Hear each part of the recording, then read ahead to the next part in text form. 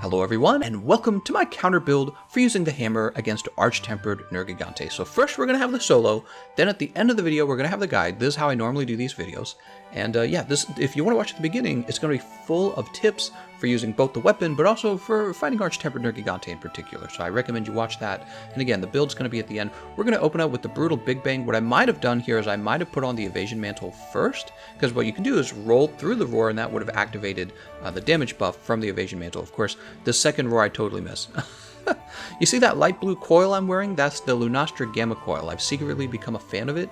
It gives you Evade Window 2. It's really nice, very cheap. It's also a great way to put health boost on your build. So we'll be talking about that later. Notice how he knocks over right away. It turns out, when you play Arch-Tempered Nergigante by yourself, it's actually fairly easy to break the spikes. It's also fairly easy to get a KO, multiple KOs using a weapon like the hammer. That's because when you play multiplayer, his spikes have much larger health, and his KO threshold is much higher as well. So you just kind of play with those disadvantages in multiplayer because Capcom expects, like maybe 4 times the amount of KO damage, but the reality is there might not be 4 people playing KO. Alright, so we're getting all the nice stuff. That was Big Bang. You can see we got multiple knockdowns on him.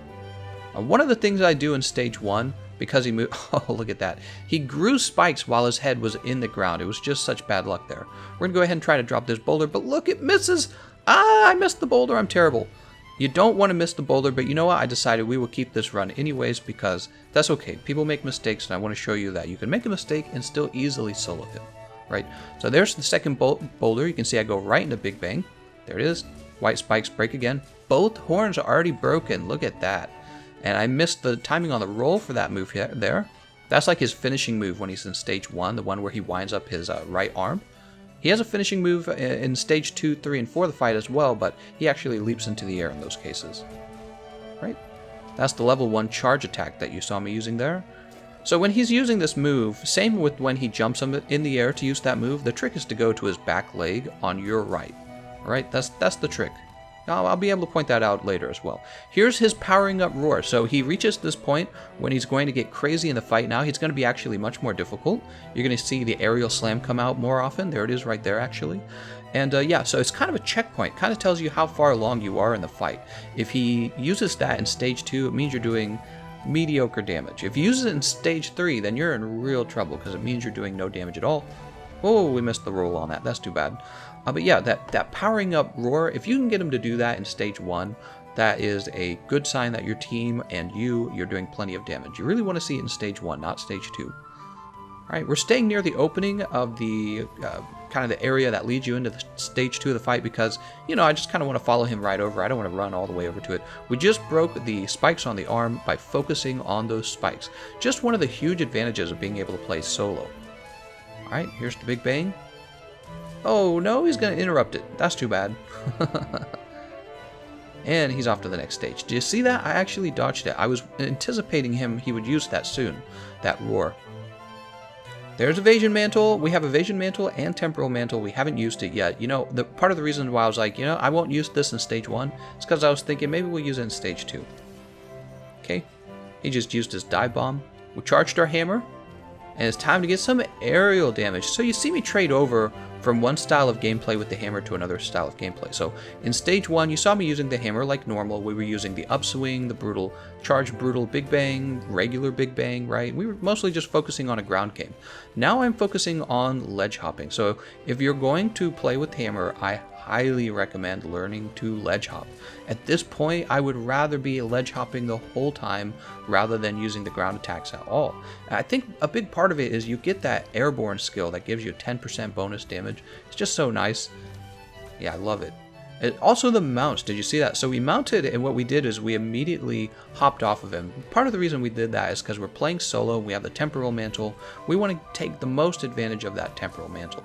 You'll see me do that more than once. Alright, in stage 2 of this fight, we're waiting for that Turf War as well. The Turf War is going to give us 6,000 damage. You never want to miss the Turf War, but I don't see Kushala Daora. So if you don't see Kushala Daora at some point in stage 2, usually it's a sign you're getting Teostra, and Teostra shows up a bit later. Especially if you're doing good damage in stage 2, Nergigante is going to sneak off to stage 3 before Teostra actually shows up.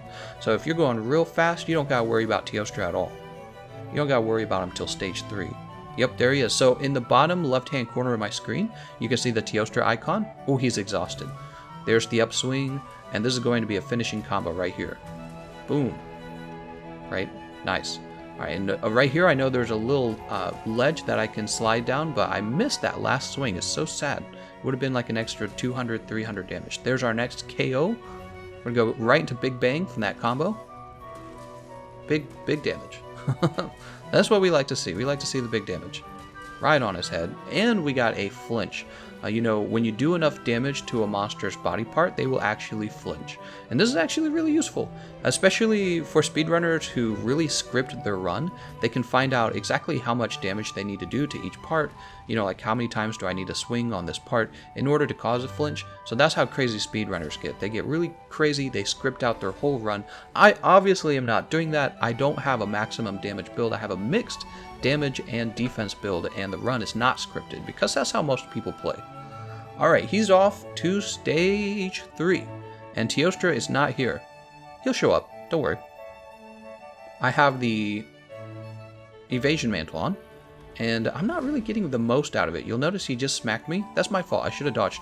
Also, you'll notice on the screen, damage taken reduced. That's a big deal. That'll be showing up in the build later. I think you'll really like that. Yeah.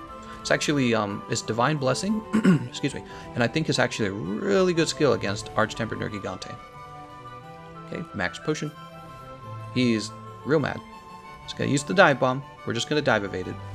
You gotta be careful with the dive bomb. The last time I died to it, and I don't die to it very often at all, it's really rare. Last time I died to it, he used the dive bomb from really far away, and I did everything right. I turned away, I started running, I clicked the jump button, but I think what happened was he was still so far away that it didn't actually activate a dive evade. It didn't count. He has to be close. That's just a little side tip. So here we are once again. There's another ledge down here, and we're going to keep going for the head. You should have gone for the head, right? Oh, we hit the wing by accident there. I think we hit the wing twice. Yeah, it can be tricky to aim for the head. Sometimes when you're doing the ledge hop, you have to hold on to the charge a little longer and release it later in the jump in order to have the head be the target rather than the wing. Because if you release it early, the wings are higher than the head, so the swing ends up hitting the wing. That kind of rhymes. Whoop. And that didn't flinch him, so we got our butts kicked there. Now, oh, nope, we're going to dodge that. Whoop. You got to be careful when it comes to healing. You got to make sure you're actually safe before you try to eat something, because if you eat too early, he can punish your eating. Even when you're using a max potion, he can punish you. So your goal is always to make sure that you have a safe opening where you can actually heal. Alright, I didn't really care for the mount attack there. Probably I should have finished it though, in my opinion. Looking back on this, I could have finished that mount attack. He's going to use his big Ooga Booga. We're not going to let him touch us. Isn't that great? We just jump right through it. We're losing white sharpness. It's kind of normal when you're fighting Arch-Tempered Nergigante. One of the reasons why you lose white sharpness ultimately, especially, I'm using the ledge hop, so that's part of it, but also he gets those black spikes, and black spikes, they really take your sharpness down very quickly. All right, he's trying to get away. You'll notice what I'm using is Crystal Burst. I'm going to pick up more Crystal Burst now. The Crystal Burst stops him from being able to escape to his nest. Now, here's the deal. It's not a terrible idea to let him go to his nest, because you can put him to... He goes to sleep in his nest, so you can get one big wake-up attack on him, but personally, I just finish him off in this stage. All right, there's the fight between him and Teostra. I'm not sure if I hit Nergigante or Teostra with that upswing. I'm sorry, with that brutal Big Bang. And we're just ledge hopping the whole time. Look at that, we got the end of his tail there. We just lost our sharpness. We're at blue sharpness. Now look, you go to his back legs. You roll to your right and his back legs, and that whole move misses. Really important that you understand that for this fight. Oh, and there's the spike breaks. Perfect. Now we're going to keep ledge hopping him right on the head. Very easy. Big damage numbers. 6,000 from Teostra, and we're dealing probably about 600, 700 right there. There's an interrupt. Tells you how much that Teostra is. That Turf War is really important, because 6,000 damage, you just can't make up for that. It takes too long. Yeah, you've got to have the Turf War. Alright, once again, we go for the back leg. We go to the back leg on our right, his left. Very important. Here's the big Ooga Booga. We don't want the Ooga Booga. Put our weapon away, get the dive evade. Some weapons have such a long sheath time, they really can't put their weapon away in time. All right, right back to it. We're ledge hopping all day, every day. That's our thing right now. Oh, oh, oh. We got it. Look at that. All right, he's trying to get away. Once again, Crystal Burst will stop him from escaping. Be sure you always pick up Crystal Burst. It's good for all kinds of things. Oh, and I miss. Swing and a miss. Once again, he hit me, but he didn't do much damage because of Divine Blessing. It's actually really nice. Roll through the tail there. So that's really important. When you're ledge hopping, the trick is you don't just spam the ledge hop. You wait for him to attack and then you punish him with the ledge hop. Very important to understand that. All right, we just used the Crystal Burst to shorten the duration of the mount. You need to stagger him twice while mounted. And the Crystal Burst will give you, it could give you both of those if you wanted to, but I didn't want to spend all my Crystal Burst. So here we are. I'm going for the tail just because the tail's not black yet. His head is. All right, we're going to go for the arm next. Although I don't think we hit it very often. Yeah, I think we're hitting the arm underneath or something. But it doesn't matter because he's gone. All right, really not bad.